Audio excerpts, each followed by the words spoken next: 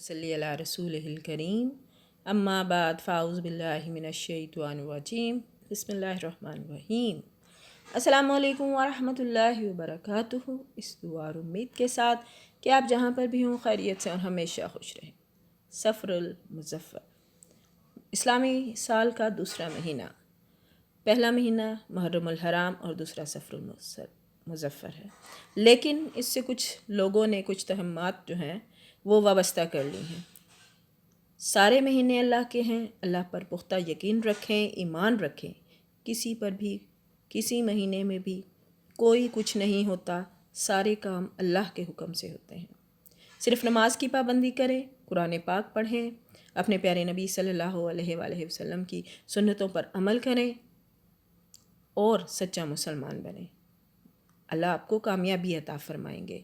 وہی کام کریں جس کا ہمارے پیارے اللہ نے حکم دیا اور ہمارے پیارے نبی نے ہمیں بتایا۔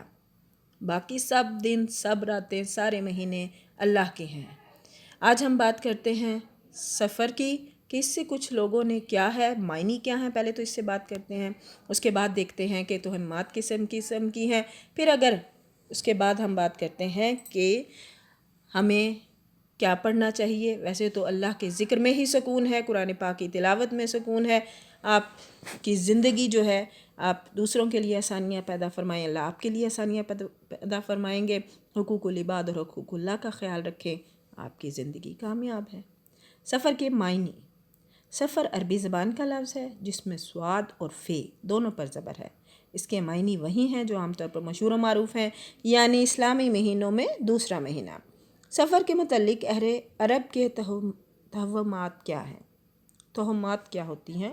اسلام سے پہلے جو تھے دور جاہلیت میں سفر کے متعلق اہل عرب کے مختلف اور عجیب و غریب توہمات تھے۔ حضرات محدثین کرام نے ان سب کو تفصیل سے ذکر فرمایا ہے۔ ان میں سے مختصراً انتخاب جو ہے پیش کیا جاتا ہے کہ سفر کے متعلق اہل عرب کا یہ گمان تھا کہ اس سے مراد وہ سانپ ہے جو انسان کے پیٹ میں ہوتا ہے اور بھوک کی حالت میں انسان کو ڈستا اور کاٹتا ہے۔ چنانچہ بھوک کی حالت میں جو تکلیف ہوتی ہے وہ اسی کے ڈسنے سے ہوتی ہے۔ حالانکہ یہ ایک توہم تھا، صرف ایک امیجنری تھنگ تھی اور کچھ بھی نہیں تھا۔ ہمارے پیارے نبی نے فرمایا، حضرت ابو ہریرہ رضی اللہ تعالیٰ عنہ سے روایت ہے کہ ہمارے پیارے نبی صلی اللہ علیہ وآلہ وسلم نے ارشاد فرمایا، سفر کے مہینے کو منحوس سمجھتا توہم پرستی ہے جس کی کوئی حقیقت نہیں ہے۔ اور جب بات ہمارے پیارے نبی نے فرما دی تو بس بات ختم ہو گئی، اس کے بعد کوئی گنجائش، کوئی چیز نہیں رہتی۔ اس کے بعد اپنے ایمان پر پختہ رہیں، اپنے اللہ پر یقین رکھیں۔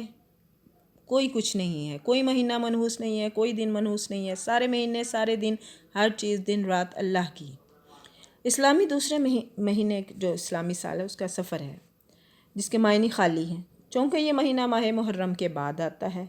محبوب خدا صلی اللہ علیہ وآلہ وسلم کی بعثت سے قبل ماہ محرم میں جنگ حرام تھی، مگر جب سفر کا مہینہ آتا تھا تو عرب جنگ کے لیے چلے جاتے تھے اور گھروں کو خالی چھوڑ دیتے تھے، اس لیے اس کو سفر کہتے ہیں۔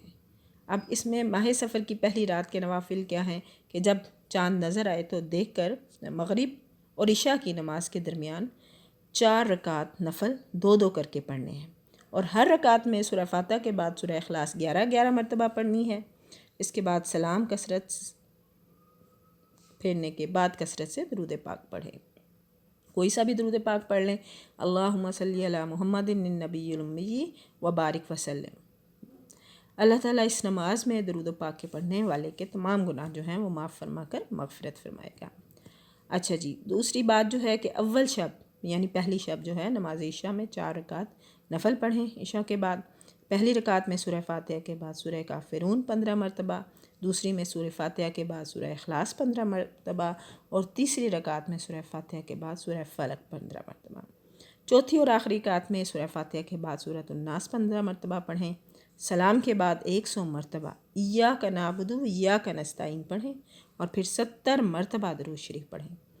ان نوافل کے پڑھنے والے کو اللہ تعالیٰ تمام بلاؤں آفتوں سے محفوظ رکھے گا اور اس کو بڑا ثواب عطا کرے گا۔ اب آخری جو نفل ہیں آخری 4 شنبہ کے، یعنی بدھ ماہ سفر کے آخری بدھ کو، جسے آخری 4 شنبہ کہتے ہیں، چاشت وقت چاشت غسل کر کے 2 رکعت نفل پڑھنے ہیں۔ ہر رکعت میں سورہ فاتحہ کے بعد سورہ اخلاص 11 مرتبہ پڑھیں، پھر سلام کے بعد 70 مرتبہ درود شریف پڑھیں۔ اللہم صلی علی محمد النبی الامی وآلہ واصحابہ وسلم۔ اللہ پاک ہم سب کو عمل کرنے کی توفیق عطا فرمائے۔ بتانے میں پڑھنے میں غلطی کوتاہی رہ گئی ہو تو اللہ پاک معاف فرمائے۔